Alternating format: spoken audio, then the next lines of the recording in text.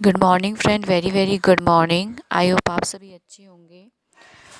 और दोस्तों, मेरा नाम है ज्योति और मैंने अपनी वीडियो शेयर करी है यूट्यूब के साथ में जैन राजनीतिक चिंतन पर। अगर आपने नहीं देखी है तो प्लीज़ आप देख लीजिए और अपनी फीडबैक ज़रूर दीजिए मुझे। और जो भी मेरे चैनल से जुड़ रहा है, जो भी मेरी वीडियो देख रहा है, प्लीज़ आप उनसे हाथ जोड़कर विनती है कि मेरे चैनल को ज़रूर ज़रूर सब्सक्राइब करें, क्योंकि इस सब्सक्राइब से, आपके व्यूज़ से, आपके लाइक्स डिसलाइक से मुझे क्या मिलेगा? मुझे मोटिवेशनल मिलेगा कि मैं अपना पूरा एफर्ट्स लगाऊं और आपको अच्छे तरीके से पढ़ा पाऊं। अभी मेरे पास वो रिसोर्सेज नहीं है, तो मैंने जस्ट अपने नोट्स ही लिए हैं ताकि मैं उनके थ्रू आपको समझा पाऊँ। ठीक है, जैसे जैसे मेरे पास चीज़ें आती जाएंगी, मैं अपना थोड़ा सा चेंजेस करती जाऊंगी। ठीक है, लेकिन मैं आपको ये भी कहना चाहूँगी कि कोरोना वायरस का टाइम है, प्लीज़ आप सभी अपना ध्यान रखिएगा और सारे प्रिकॉशन ज़रूर लीजिएगा। आई होप सभी सही रहें और जल्दी से हम इस बीमारी से, हमें जो है रिलीफ मिले, ये ख़त्म हो जाए जल्दी से। हम ऐसी ही जैसे पहले लाइफ जीते थे, कहीं भी घूमते थे, तो वो सभी चीज़ें फिर से हमारी लाइफ में आ जाएं, बस यही दुआ है भगवान से। चलो दोस्तों, हम स्टार्ट करते हैं गौतम बुद्ध का टॉपिक, तो अच्छे से समझेंगे।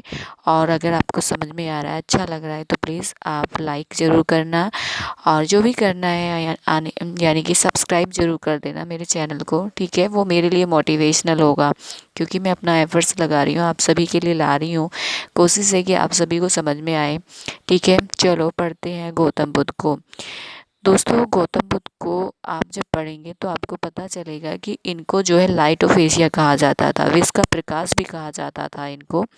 ठीक है, और गौतम बुद्ध के बारे में आप सभी जानते हैं, लेकिन फिर भी हम अच्छे से पढ़ लेते हैं, क्योंकि जब ज़्यादा चीज़ें रिकॉल करते हैं ना बार बार, तो वो चीज़ें माइंड में इंस्टॉल हो जाती है। ठीक है, चलो, गौतम बुद्ध को क्या बोला जाता था? उनका उपनाम क्या था? एशिया का प्रकाश उन्हें बोला जाता था, विश्व का प्रकाश उन्हें बोला जाता था। राइट, और उनका जन्म हुआ था 563 ईसा पूर्व। और जन्म कहाँ पे हुआ था? उनका जन्म हुआ था कपिलवस्तु लुम्बिनी में, जो लुम्बिनी जो है ये नेपाल में पड़ता है। ठीक है, और कालदेव जो ब्राह्मण कौंडिन्य थे, उन्होंने एक प्रेडिक्शन की थी, उन्हें भविष्यवाणी कर दी थी कि जो आपका ये बालक है चक्रवर्ती राजा, ये सन्यासी बनेगा। ठीक है, किसने भविष्यवाणी की थी? कालदेव ब्राह्मण कौंडिन्य ने, कि आपका जो बालक होगा चक्रवर्ती राजा या सन्यासी होगा। तो उनकी जो वास्तविक माँ का नाम था महामाया था, और महामाया जो थी वो कौलिय वंश की थी। ठीक है, लेकिन क्या हुआ था कि सिद्धार्थ के जन्म के 7वें दिन बाद ये जो है सर्व सिधार गई थी, ये इनकी मौत हो गई थी। तो इनका जो पालन पोषण है अंत में, वो महाप्रजापति गौतमी जी ने किया था। तो इनकी वास्तविक माँ का नाम क्या था? महामाया कोलिया महामाया थी, और जो कोलिया वंश की थी। ठीक है, और सिद्धार्थ के जन्म के 7वें दिन ये जो है एक्सपायर हो गई थी, यानी कि ये इनकी मौत हो गई थी। और इनका पालन पोषण महाप्रजापति गौतमी ने किया था। ठीक है, इनके पिता का नाम था सिद्धोदन, और इनके बचपन का नाम था सिद्धार्थ। इनकी पत्नी का नाम था यशोधरा। इनके पुत्र का नाम था राहुल। और इन्होंने घर छोड़ दिया था 29 ईयर्स में, यानी कि 29 वर्ष की आयु में। और जब इन्होंने घर छोड़ा था ना, तो उस प्रक्रिया को कहा जाता था महाविनीस कर्मन। और इनका घोड़ा होता था जिसको बोला जाता था कंधक, और सारथी होता था, उसको बोला जाता था चन्ना। ठीक है, जब इन्होंने घर को छोड़ा ना दोस्तों, जब ये 29 वर्ष के थे, और इस प्रक्रिया को क्या बोला गया था? महाविनीस कर्मन बोला गया था। क्यों घर छोड़ा था इन्होंने? रीजन क्या रहा था घर छोड़ने का? तो घर ऐसे नहीं छोड़ा जाता कि आप ऐसी, कोई पर्पस होगा, कोई पर्पस होगा, या कोई ऐसा घटना हुई होगी जिसने लाइफ को बदल दिया होगा, परसेप्शन बदल दिया होगा, सोचने का नज़रिया बदल दिया होगा। चलो ठीक है, तो यही बहुत महात्मा बुद्ध यानी कि हमारे गौतम बुद्ध की लाइफ में हुआ था। गौतम बुद्ध ऐसे ही भ्रमण कर रहे थे, वॉकिंग कर रहे थे, तो उस वॉकिंग के टाइम, मतलब भ्रमण के टाइम, 4 तरीके के जो है इन्होंने वक्ती मिले थे। ठीक है, वो 4 तरीके के जो वक्ती मिले थे, वो पढ़ लेते हैं कि किस तरीके के इन्हें वक्ती मिले थे। ठीक है, किस तरीके के प्राणी इन्होंने मिले थे। तो गौतम बुद्ध को जो प्राणी मिले थे, वो 4 तरीके के मिले थे। एक तो उसमें मिला था वर्धाप का, एक मिला था रोगी, एक मिला था मर्द, और एक मिला था सन्यासी। ठीक है, जो वर्द मिला था आपने देखा होगा, आप खुद भी समझ जाएंगे इस चीज़ को अच्छे से कि जो वर्द होगा, आप वर्द को देखकर आपके माइंड में क्या आएगा कि हम भी एक दिन वर्द हो जाएंगे, बूढ़े हो जाएंगे। ठीक है। और रोगी हमारे शरीर में हर किसी के शरीर में कुछ ना कुछ रोग हो जाता है, डिजीज हो जाती है और इंसान मर जाता है। और उसके बाद इन्होंने देखा सन्यासी को, कि सन्यासी को देखकर इनको जो है बहुत खुशी मिली कि हाँ, जो जीवन को मोक्ष मिलता है तो वो है सन्यासी। तो उन्होंने सन्यासी जीवन व्यतीत करने का जो है डिटर्मिनेशन यानी कि दृढ़ संकल्प कर लिया। तो जब दृढ़ संकल्प करेंगे तो इनको क्या करना पड़ेगा, मतलब कि तपस्या करनी पड़ेगी। अब ऐसे तो कोई फेमस नहीं होता, उसको बहुत जो है दिक्कतों का सामना करना पड़ता है। ठीक है। ओके। तो इन्हें क्या हुआ, ज्ञान की प्राप्ति हुई 35 वर्ष की आयु में। 35 वर्ष की आयु में इन्हें ज्ञान की प्राप्ति हो गई थी। और जो स्थान था जहाँ पे इन्होंने ज्ञान की प्राप्ति करी थी वो बोध गया था, और ये बिहार में पड़ता है। ठीक है। और किस नदी पर ज्ञान की प्राप्ति हुई थी, कहाँ पे इन्होंने तपस्या की थी, निरांजना नदी पर। और वो जो वृक्ष था, पेड़ था, वो पीपल का वृक्ष था और उसे बोधि वृक्ष भी कहा जाता था। और ये जो बोधि वृक्ष है, जो गौड़ वंश के शासक थे, शशांक ने काट डाला था। और जो ज्ञान की प्राप्ति है उसको क्या बोला जाएगा, निर्वाण बोला जाएगा। आप देख रहे होंगे ज्ञान की प्राप्ति को क्या बोला जाएगा, निर्वाण बोला जाएगा। और इन्होंने सुजाता नाम की जो कन्या थी उनके हाथों से जो है भोजन ग्रहण किया था। ठीक है। ओके। इनके अनुयायी शासक कौन थे, इनके अनुयायी शासक थे बिंबिसार, प्रसेनजीत, उदयन, अशोक। इनके अनुयायी शासक थे बिंबिसार, प्रसेनजीत, उदयन और अशोक। और जो इनके मुख्य शिष्य माने जाते हैं आनंद आनंद माने जाते हैं और उपाली माने जाते हैं। कौन मुख्य शिष्य माने जाते हैं गौतम बुद्ध के, आनंद और उपाली। ठीक है। ओके, चलो आगे चलें। प्रथम प्रवचन, राइट। जो प्रथम प्रवचन दिया था इन्होंने सारनाथ में दिया था, और उसको क्या बोला जाता था, आपका धर्म चक्र परिवर्तन बोला जाता था। प्रथम प्रवचन को क्या बोला जाता था दोस्तों, धर्म चक्र परिवर्तन बोला जाता था। राइट। चलो इसको छोड़ते हैं। और बुद्ध ने जो सर्वाधिक उपदेश दिए, ठीक है, बुद्ध ने जो सर्वाधिक उपदेश दिए थे वो कौशल की जो राजधानी है सावस्ती, वहाँ पे दिए थे। बुद्ध ने सर्वाधिक उपदेश कौशल में दिए थे, जो कौशल की राजधानी है सावस्ती में दिए थे। ठीक है। वहाँ पे मैं थोड़ा सा मिस्टेक कर गई थी बोलने में, सॉरी दोस्तों। बुद्ध ने जो सर्वाधिक उपदेश दिए थे वो कौशल की जो राजधानी है सावस्ती में दिए थे, सबसे ज़्यादा जो उपदेश दिए थे। और जो सावस्ती नगर की पहचान करी थी वो अल्केज कनिगम नाम के व्यक्ति ने करी थी। ठीक है। और इसमें ये भी महत्वपूर्ण बातें हैं जो आपको ध्यान रखनी चाहिए। बुद्ध ने अपना उत्तराधिकारी नियुक्त नहीं किया था। और कुशीनगर जो है, जो यूपी में पड़ती है, पूर्वी यूपी में पड़ती है, कुशीनगर में इन्होंने सुबुद्ध को अंतिम उपदेश दिया था। ठीक है। ओके। इनके जीवन का अंत, गौतम बुद्ध के जीवन का अंत हो गया था 483 ईसा पूर्व। कहाँ पे हुआ था, कुशीनगर में हुआ था। ये कुशीनगर कहाँ पे पड़ता है दोस्तों, पूर्व यूपी के कसिया गांव में पड़ता है। ठीक है। और इनका जो जीवन का अंत हुआ था, ये नदी जो है हरण्यावती, यहाँ पे हुआ था। और जो जीवन का अंत होगा उसको क्या बोला जाएगा, महापरिनिर्वाण बोला जाएगा। और ज्ञान की प्राप्ति को क्या बोला जाएगा, निर्वाण बोला जाएगा। ठीक है। ये बातें आपको समझ में आ गई होंगी। ठीक है दोस्तों। ओके। अब हम इनकी बोध संगतियाँ पढ़ लेते हैं। बोध संगतियाँ, राइट। जो बोध संगति है पहली हुई राजगृह में, ठीक है, 483 BC में हुई, अजातशत्रु के संरक्षण में हुई और महाकश्यप ने अध्यक्षता करी थी। ठीक है। दूसरी हुई वैशाली में 383 BC में, कालाशोक की संरक्षण में हुई और सभाकामी ने इसकी अध्यक्षता करी थी। और तीसरी हुई थी पाटलिपुत्र में 250 BC में, अशोक की संरक्षण में मौलिपुत्र ने इसकी अध्यक्षता करी थी। और चौथी हुई थी कुंडलो कश्मीर में 72 AD में हुई थी और कनिष्क की संरक्षण में हुई थी। वासुमित्र और अशोक घोष ने इसकी अध्यक्षता करी थी। ठीक है। फिर से रिकॉल कर लेते हैं इनको, और इस चार्ट को अच्छे से आपको याद करना है। राजगृह, पहली राजगृह में हुई थी बोध संगति 483 BC में, अजातशत्रु के संरक्षण में और महाकश्यप ने अध्यक्षता करी थी। दूसरी वैशाली में हुई थी 383 BC में, कालाशोक की संरक्षण में और सभाकामी ने अध्यक्षता की थी। और तीसरी हुई थी पाटलिपुत्र में 250 BC में, अशोक के संरक्षण में और मौलिपुत्र ने उसकी अध्यक्षता करी थी। और चौथी हुई थी कुंडलो कश्मीर में 72 AD में, जो कनिष्क है उनके संरक्षण में हुई थी और अध्यक्षता करी थी वासुमित्र और रसव घोष ने।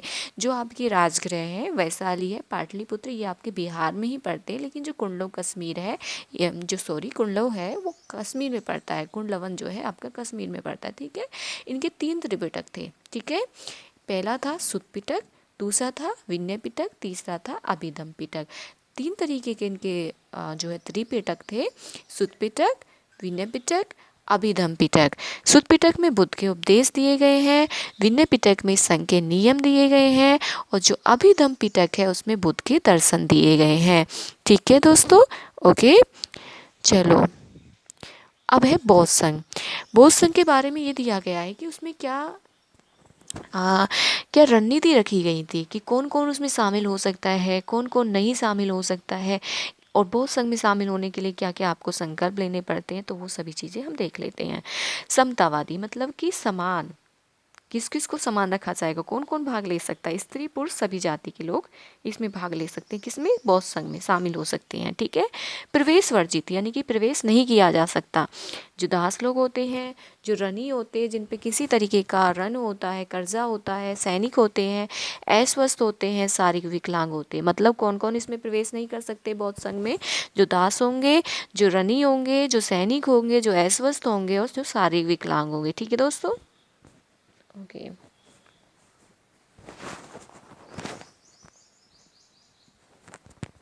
ठीक है, ओके दोस्तों, अब है संकल्प। संकल्प यानी कि आपको क्या संकल्प लेना है, आपको इंद्रिय निग्रह करना है, इंद्रियों को वश में करना है, अपरिग्रह करना है। दूसरा कि आपको जो है धन को ज़्यादा अर्जित नहीं करना है, ज़्यादा आप जितना आपको ज़रूरत है उतना ही आपके पास धन होना चाहिए। तीसरा है श्रद्धा, आपका बौद्ध संघ के प्रति क्या होनी चाहिए, श्रद्धा होनी चाहिए।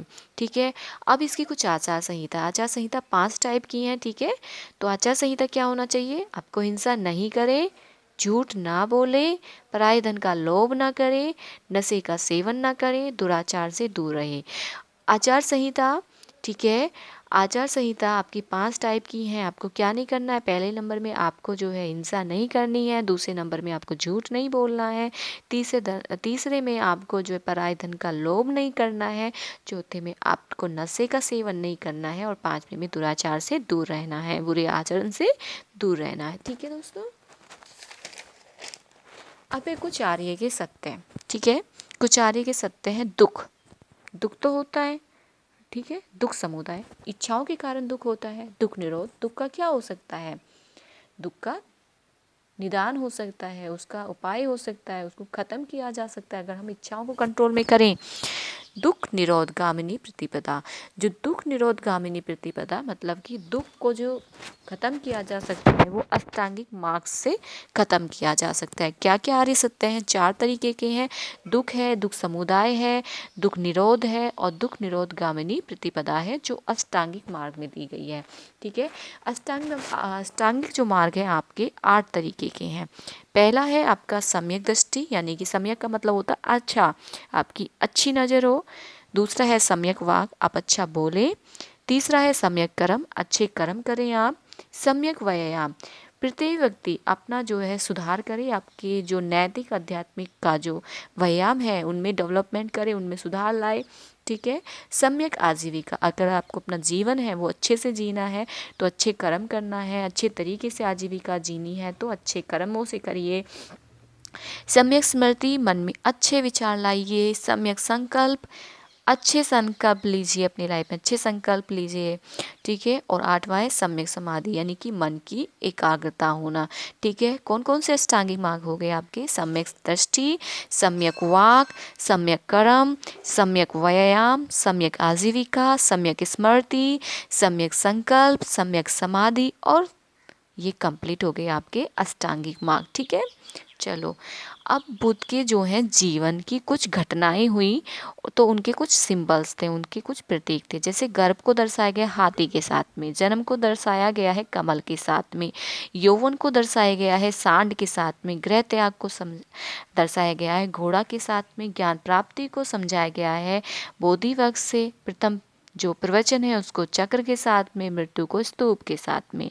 ठीक है, गर्भ को किससे दर्शाया गया है, हाथी के साथ में, जन्म को कमल के साथ में, यौवन को सांड के साथ में, गृह त्याग को घोड़ा के साथ में, ज्ञान प्राप्ति को बोधि वृक्ष के साथ में, प्रथम प्रवचन को चक्र के साथ में, मृत्यु को स्तूप के साथ में। ठीक है दोस्तों, ओके। अब ये जो बौद्ध जो आपका धर्म है, ये संप्रदाय, ये जो है आपका विभाजन हो गया था, दो कैटेगरी में ये विभाजन हो गया था, महायान और हीनयान। तो महायान और हीनयान में क्या डिफरेंस था? महायान में क्या बनाना, मूर्ति बनाना स्टार्ट कर दिया और मूर्ति पूजा करनी स्टार्ट कर दी थी, और इनकी भाषा होती थी प्राकृत। ठीक है। और जो हीनयान होता था, ये केवल बुद्ध के आदेश जो उपदेश होते थे इनमें विश्वास करते थे, लेकिन जो महायान ने जो है मूर्ति पूजा को अपनाया था। ठीक है। महायान जो संप्रदाय अपनाया वो कनिष्क ने अपनाया, हर्षवर्धन ने अपनाया, और हर्षवर्धन के समय जो है हवेन जो था भारत आया था, और हर्षवर्धन ने जो है 2 संगतियों का भी आयोजन किया था। ठीक है, ओके। चलो, और एक जो महत्वपूर्ण बात है जो एग्ज़ाम के पॉइंट ऑफ व्यू से बहुत ज़रूरी है जानना, देखो, अशोक ने बौद्ध धर्म का प्रचार प्रसार किया। अशोक ने बौद्ध धर्म का प्रचार प्रसार किया था, कहाँ पे किया था? आपके पश्चिम एशिया में किया था, श्रीलंका में किया था, मध्य एशिया तक प्रचार प्रसार किया था अशोक ने बौद्ध धर्म का। ठीक है। और अशोक ने धम्म भी बनाया था, और जो धम्म था ना, ये बुद्ध धर्म से प्रभावित था। किससे प्रभावित था? बुद्ध धर्म से प्रभावित था। और अहिंसा पे जोर दिया था कि जीवों की हत्या नहीं होनी चाहिए। और इसके साथ साथ अशोक ने जो है जो धम्म महामात्र है ना, उसकी नियुक्ति की थी, जिसकी वजह से बौद्ध धर्म का प्रचार प्रसार जो है वो अच्छे तरीके से हो पाया था। ठीक है। और हमें ये भी क्वेश्चन पूछा जाता है कि जो बौद्ध धर्म में जो गौतम बुद्ध थे वो विश्राम कब करते थे, क्योंकि ये भ्रमण करते रहते थे, तो कभी विश्राम की जो नीड होगी ना, तो ये वर्षा ऋतु में किसी स्थान पर रुककर जो है विश्राम करते थे। आई होप आपको वीडियो समझ में आई होगी। आप जो भी मेरी वीडियो को देखें, प्लीज़ मेरे चैनल को सब्सक्राइब ज़रूर करें, मुझे मोटिवेट करें, ताकि मैं आपको अच्छे से समझा पाऊँ।